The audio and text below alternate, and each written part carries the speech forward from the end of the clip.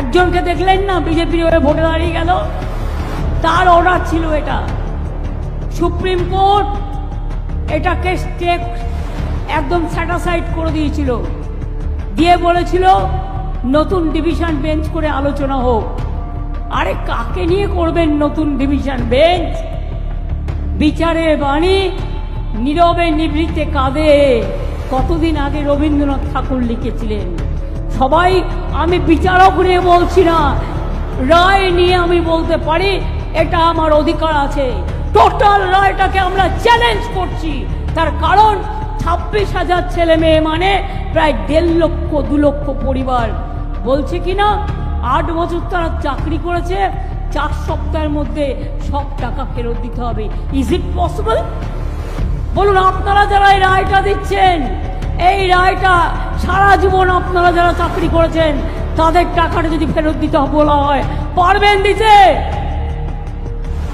সবটাই তো সরকারি টাকায় চলেন, সরকারি গাড়িতে চলেন, সরকারি সিকিউরিটিতে চলেন। মানুষ আপনাদের সম্মান করে, আমরাও আপনাদের সম্মান করি। মনে রাখবেন, সারা ভারতবর্ষে বেকারের সংখ্যা হু হু করে বাড়ছে, আর আমরা যাদের চাকরি দিচ্ছি আপনারা আপনাদের আইনের খোঁচায়। এই অর্ডারটা বেআইনি অর্ডার, সেই জন্যই চ্যালেঞ্জ করে বলছি, অর্ডারটাকে আমি জাজকে বলছি না, অর্ডারটাকে বলছি বেআইনি অর্ডার। আমরা এটা নিয়ে উচ্চ আদালতে যাচ্ছি। চিন্তা করবেন না শিক্ষক শিক্ষিকারা এবং ছাত্রছাত্রীরা, যখন বিপদে পড়বেন আর কেউ না থাকলেও আমি আছি। আর একটা কথা বলি, আরো 10 লক্ষ চাকরি আমার রেডি হয়ে আছে গভর্নমেন্টে।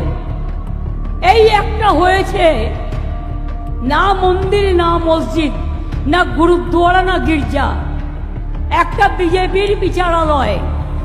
বিজেপি যেটাকে বসে বিচার করে, রাজনৈতিক বিচার, এবং সেখানে বসে বসে অন্য লোকে পিল করলে দেবে তাকে কিল, আর বিজেপি পিল করলে ব্যাস, বিজেপি পিল করলে বেল, অন্য কেউ পিল করলে জেল।